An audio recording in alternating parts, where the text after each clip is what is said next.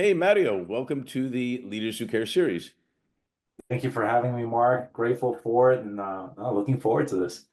Yeah, me too. This is one of the most funnest, if that's such a word, thing that I do is be able to highlight people like yourself that are making an impact out there. So, um, as we always do, I'm going to ask you to briefly introduce yourself, but I always put an asterisk around men because the first thing they usually say is what they do, type of thing. And I don't want to know yet what you do. I want to know where you're from originally, where are you now, your family. And even something that maybe you've never told anybody and you want to reveal to the world now, that's always quite interesting if it happens. It's not mandatory, but share a little bit.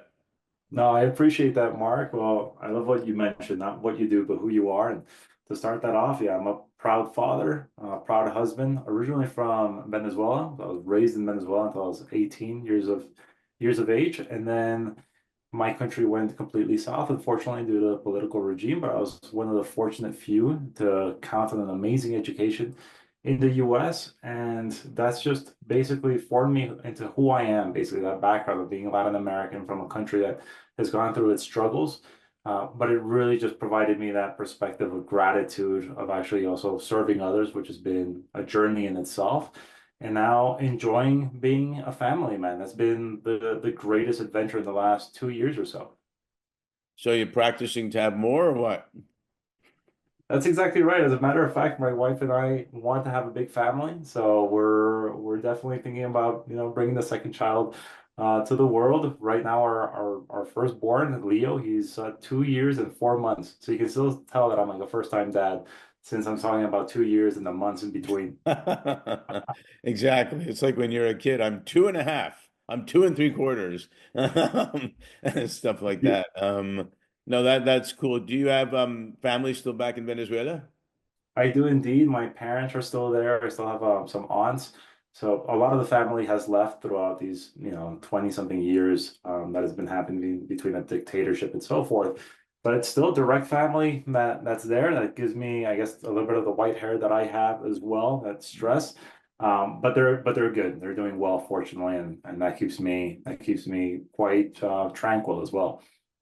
Yeah, I was fortunate to still have some Venezuelan friends in Miami and a lot of it's a big Venezuelan population obviously in Miami and really contributing a lot to the community there and everything, which is to the advantage of Miami. But it must be hard when you think back at because what an amazing country, you know? Oh, absolutely. And it was considered somewhat of the Dubai of Latin America, and unfortunately now it's going through one of the worst migration crises internationally as well. Nevertheless, uh, a lot of bad actors that have come out of Venezuela, and yet those that are doing the good work, being just good humans, also have to put their foot forward and make sure that we maintain also that good reputation of the country that we once had.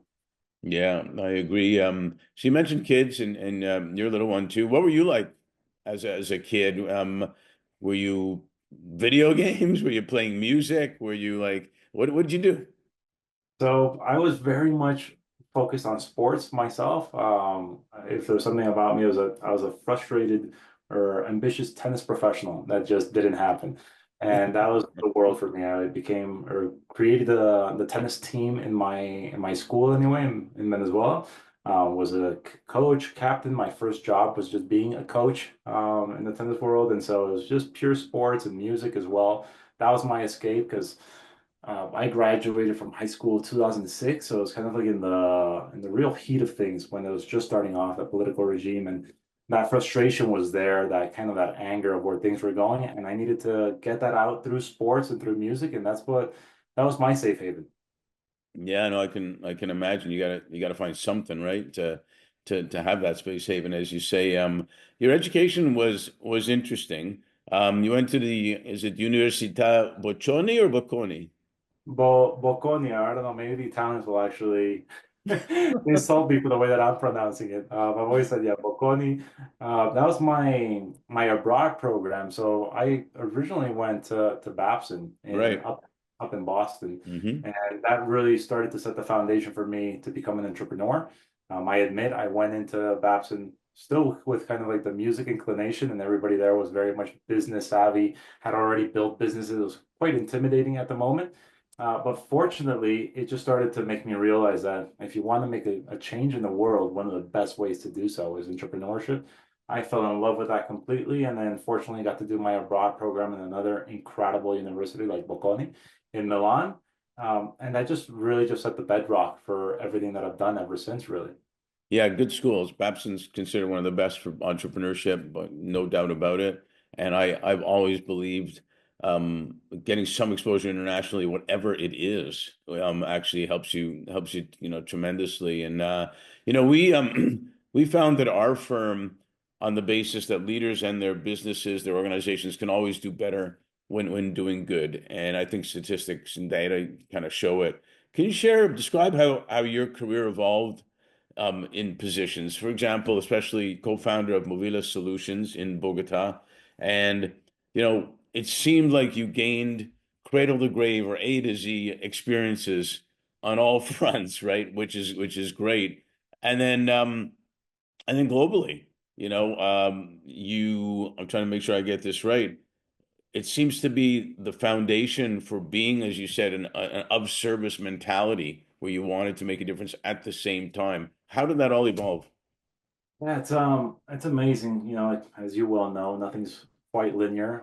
Straight out of college, I was very much in the, let's say, a monetary ambition. I didn't have that service mentality just yet. I was introduced to it in Babson because I won a consulting competition where I worked for a nonprofit called Earthwatch Institute.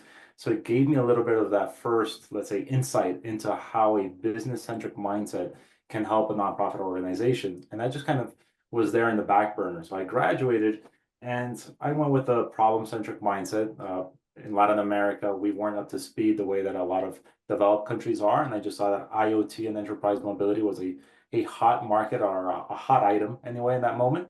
And so I focused on that and it started to scale rapidly, just providing solutions from Mexico all the way down to Argentina. Started realizing, I guess, the strengths. One, I'm not a tech person, I don't know how to code, etc. But nevertheless, as you well know, an entrepreneur has to wear many hats. You're basically on the sales team, marketing, absolutely everything. And I just realized that I had to form the right team around me. And so that's what we did. And we scaled really quickly and had an exit in 2 years' time. But that exit also came out of just like the right moment, a good deal. But it was because I didn't see myself doing the same business for over 10 years. There wasn't any purpose involved. And I wanted to start giving back via my entrepreneurial skills. And that's where all of a sudden purpose really became the forefront of everything that I do. Like build businesses that could have an impact and a tangible impact, whether it's like communities, whether it's sustainability, anything that you're really passionate about, one of the SDGs, and really focus on moving that needle forward.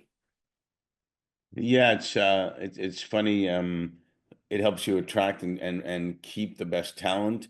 It helps you people perform better to have purpose. So many examples of it that you're lost without having some kind of purpose. Were there any experiences or accomplishments that, if you look back, that really stand out for you during those years? Oh yeah, absolutely. So I would say mostly when I went into the water treatment business, so into that industry, after I sold Movila, I moved to Dominican Republic, started to realize that one of the main causes of deaths on the island was contamination in the water. And so we realized that there was a great opportunity to bring in completely mechanical systems that were non-electric, so we could also help the sustainable factor of the island. But it was from one specific partnership. Basically, it was a composer in Dominican Republic. He's like the Mozart of classical music in DR, which you wouldn't really think classical music in a Latin-filled environment of salsa and merengue and all that. But he would use music really to empower children in communities that were going through a little more crime, that were impoverished and so forth. And so we built a beautiful friendship and partnership where he would deliver music, make sure that we get children out of these areas of conflict, and we would be bringing in the water to make sure that they would actually have the right access to purified drinking water. And in 6 years' time, donated thousands of systems. We saved about 1 million bottles of plastic. I got involved completely in the academy, and that was the most fulfilling work. Like that really provided me that purpose and just I don't know. I keep that very much to heart in everything that I do now, fortunately. Didn't you have any it's I always find it fascinating with entrepreneurs. We sometimes just do it, kind of like Nike. Sometimes we just do it. I mean, you went from this to that, and then you're hopping countries, which for some people that's enough of a move just to hop countries and stuff. Was it just exciting? Was it scary? Was it I need to do something? What was it? It was absolutely terrifying in many regards. But it's one of those, I don't, you have a certain drive. And I guess I faced that when I was brokering the negotiation with a company called Kinetico, and they invited us to Copenhagen in Denmark. And so we're in front, and obviously it's like the entire board and the company, and they're just asking themselves like, all right, so you're an engineer. How many years have you been in the water industry? And I was just like, I have no skills in engineering whatsoever. I have no idea. And they're like, wait, what are you doing here? And why are you the right person? I was like, well, here are the numbers. I'm just seeing there's a great opportunity that we can do this good. We can also have a good business that can go in parallel anyway. And so it's kind of just never being too afraid of where you are, what the opportunity presents itself. If you really do have a good intuition and you know that you have the right data points to act upon it. And so little by little, I guess that fearlessness allowed me to be in the right rooms, be next to incredible leaders that sometimes you might be somewhat intimidated by, but you have a certain perspective. And if you believe in that perspective, you can form the right teams. And I was never the best at what I did, but I was definitely, I consider myself one of the best at surrounding myself with those great individuals that together we can make something great happen. Yeah, well, that's the first part of the thing leaders who care is the leaders part. And then if you care about other people, they'll want to be with you. They'll want to make something happen. It's amazing. It happens in sports, it happens in business, it happens even in families for that matter. To be that type of person. Um, we found that the fourth industrial revolution has been named really about AI and technology and so on. And they say the fifth is really now about humanity. Um, as we all try to figure out, how does humanity handle AI or how does AI going to handle humanity? One of the two. Tell us about and what is it Knobl innovation, right? That's Knobl exactly. innovation. I love the way you spelled it. I would have loved to call it Knoble actually instead of Noble. But um, how does um, how does Knobl innovation use AI and tech to prevent turnover, which I'm really interested in because we help our clients attract the very best talent, and when we put guarantees on they'll stay for a while, etc. But also while you're engaging employees and addressing their physical, their mental well-being, how does Noble Innovation do that?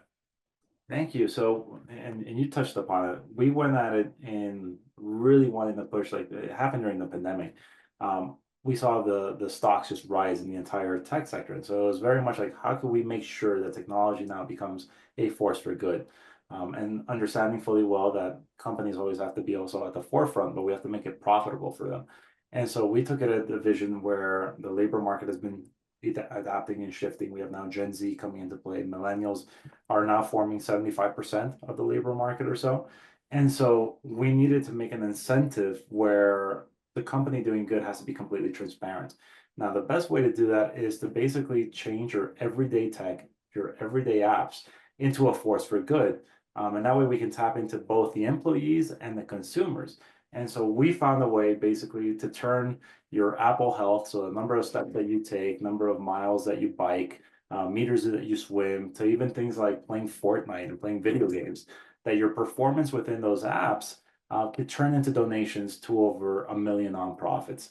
And that's what we really focused on. So where all of a sudden a company can make a campaign and involve their consumers and their audience into that philanthropic campaign by just doing your everyday activities that they love, but then the employees as well, and really incentivizing that mental health and that physical necessity as well for the employees. It just started to resonate, and that way we could reduce turnover costs, but make sure that it's transparent so that the nonprofits are receiving the donations, people are getting fit, they're getting healthy, they're doing these great things that they love. But your everyday tech, like even Tesla, we've been able to integrate. All of a sudden, you're like driving a car and it's sending donations. We want to do that with absolutely everything. Yeah, I think it's brilliant. And then people actually feel like they belong to something, which is always really important. Yeah, how did you come up with the name Noble spelled that way? To be quite honest, we wanted to spell it completely normal as you would, but it was already trademarked. We couldn't get it through the websites and so forth. So we were like, well, maybe the K is just silent. And we have faced it many times that people are like, is it Knobl? I'm like, no, it's a noble character. But we enjoyed it. Unfortunately, it's resembling what the company is also, and its company cultures and values and principles, which is great. No, I like it. Hey, listen, when Google started, people were saying, "What's a Google?" So, I mean, or Yahoo, even because of whatever. So, it's you never know. One of my favorites that you worked on is impact circles, and the impact you have on nonprofits. And I when I came down from Canada, recruited down to Miami to head up a global leadership development organization, a nonprofit. Um, I never understood why, first of all, it's called nonprofit. It wasn't my favorite term at all. So we started calling them social profits instead of nonprofits. And why does it have to have the mindset of not even government, but just not progressive, making things happen type of thing? And if you make profits, that's great. Put them right back into the organization. So talk about the impact you have on nonprofits for positive results for, and what you think the future looks like, for both, and how AI and tech could help make that happen. No, you've nailed it completely. So we also believe that the vocabulary of the sector has been doing a good service in reality. And so if you do change that and you don't call it a nonprofit, et cetera, you start ultimately understanding that they're businesses as well. They're just doing it for the social good. And we're bringing in a different perspective where we want them to realize that they are the original startups. Startup cultures have an incredible marketing, and you see it in the movies, and it's exciting, it's contagious, and we want to bring that back to the nonprofits that to us really are the original startups. And so we need to teach them to become lean, to operate, to be able to fundraise effectively. So it's not just a donor, it's not just a one-time transaction. These are investors in your mission for the long haul. And we created the hub basically not just to have resources and events and trainings and so forth, but basically to have an incredible collection of advisors that we've been able to build out through all the years of collective experience between my co-founders and myself, where they're willing to volunteer their hours, and they each have a different skill set, whether it is AI or human resource management and so forth, so that nonprofits can all of a sudden realize they're not alone, and they can actually have an informal board of advisors that we're not restricting funding or anything like that, but they can operate a lot more efficiently. And we're excited. We believe that even in these turbulent times and waters, whether politically, socially, that we're seeing, the the future is very optimistic for nonprofits, and they're going to be able to leverage this tech and these resources effectively, whether it's with us or with others, but they're going to be able to get the right support that they need. Yeah, and they make such a difference in communities and around the world. I mean, if you took them all away, which is kind of happening a little bit, but that's a political conversation. If you took them all away, it'd make a big dent. And not to mention where people actually a lot of times feel happy in working in scenarios, like that. How have you come to do all these things? And a lot of them are so different too. They've been very different, and I'm realizing that now I'm finding I guess what I most love, which has been the impact work. And so whether it's working with for-profits and making sure that their impact is tangible and transparent, or here in the nonprofit sector, I'm absolutely loving every second and every day of it. Especially, I guess, becoming a father, becoming a husband also changes a little bit of your perspective of how you start leading your life. And this is an area that I don't want to be leaving myself. I just want to promote the mission a little much further anyway. I think of the diversification of all the entrepreneurial ventures has allowed me to learn so many things, but then ultimately it just kind of starts guiding you as to where you're really belonging anyway. And so maybe there won't be such a huge diversification in the future, and I just found my sweet spot, which is what I'm really enjoying. One thing I've found for a long time is, we get retained by our clients to help them find the best talent for management, executives, etc. And one of the biggest things we found is, when a person gets and the people we place are super happy the opportunity we found, etc. Things happen when you go home, or even if you are at home working, you go home from a place that you work, and two things or three things can happen. You can go home and say, "Oh man, work sucks. My boss sucks. It's really boring. We're not even making a difference. All this," and your spouse, partner, whatever, hear it, and so does your kid or kids. Or you can go home and say, "Man, I got to tell you what happened. Let's have dinner. I got to tell you what happened with this and this, and we're going to get bonuses because we did good with this, and we're helping some people at this foundation, whatever, down the street." And your spouse or partner and your kids hear that. And I think it makes a huge difference because kids, even as young as yours, feel it. In if they hear it and they feel it, and it impacts how they will act, accordingly. So as a new dad, have you got the lemonade stand out there already for your guy, selling lemonade? Absolutely. So I just attended like an executive education program at Harvard, for example, and I mean the first thing he got was a little sweater from Harvard. So maybe he's a future leader in the making. I absolutely resonate with what you just mentioned. Like for myself, anyway, for many, like impact definitely starts at home, right? And so we're constantly meeting change makers, nonprofit leaders, and so forth, and we want to push all these missions forward, but if I can't do it from home, then I know fully well that I won't be able to translate that impact externally either. And so that's where I really put in my focus with my wife, with our son, and make sure that we're raising a good human. And that's what drives, I guess, that nonprofit work, impact work a little closer, because now there's someone else that's involved and it's a future for him as well. And I think it's just so important to keep that in mind. Yeah, it's educational and just spectacular. That more people need to get access, more young people need to get access to that conversation because a lot of times there isn't a fair access to opportunity out there, obviously. So yeah, well said. Losing my voice, man. Let's That's see fine. if we can make it through. So in LA we say keep them wanting more so we can do a sequel. So maybe that's what's supposed to happen here. One last question though on this part. In the year 2021, I had a client tell me, he said, Mark, the year 2020 was the year that flew by slowly. So we've been talking about how fast time goes, but it did fly by slowly in a weird way. And sometimes we feel like it was yesterday and years ago, all at the same time with the pandemic. So with all that unprecedented, and now we're already into 2025, fast and furious. What are you most grateful for and what are you most hopeful for? Well, definitely, I was most grateful because after the pandemic or through those years is when I got married, became a father, and it just changed my entire perspective. I was selling the businesses and sold one business when I was, let's say, single, not married. Completely different feeling to when I sold the second, being married now with our son. And in that time, is where we started to dive in and build Knobl, Impact Circle. So it's all been purpose-driven work.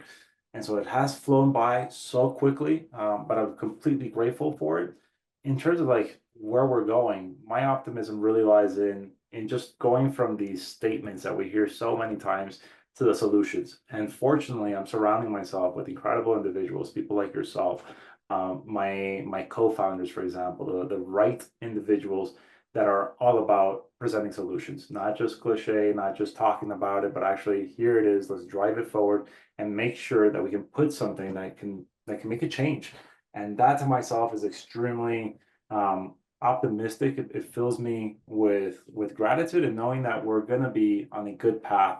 And whether it's AI, tech, and everything that's going on, I'm a big believer that we're always getting better as a humanity, as a planet itself, obviously with all the challenges that we're facing, but go back 500 years, it's not as good as it is now, and it won't be as good as it is 500 years from now. So I don't know, I'm an optimist in that regard. Yeah, your little one's gonna be flying around in cars in the sky and who knows what else and calling you from hey, where you are now? Well, I'm in Mars. I'll be home in a week or something. Exactly right. So, well, first of all, thanks for being on the series. I'm really grateful that I have a new friend, number one, and that you are a leader who cares. And I think I'm hopeful for the same thing, actually, because you are a leader who cares, and it's going to keep going in the family. that the world will be a better place. So thanks for all you do, and thanks for being on the series. Mark, I really do appreciate this. Thank you for having me again. I'm a big admirer of you and what you do. So keep being you, keep driving that impact forward. Thank you for having me. And if there's anything I can never do to help, I mean, just count on my support, and you have a good friend here. Much appreciated. Thanks.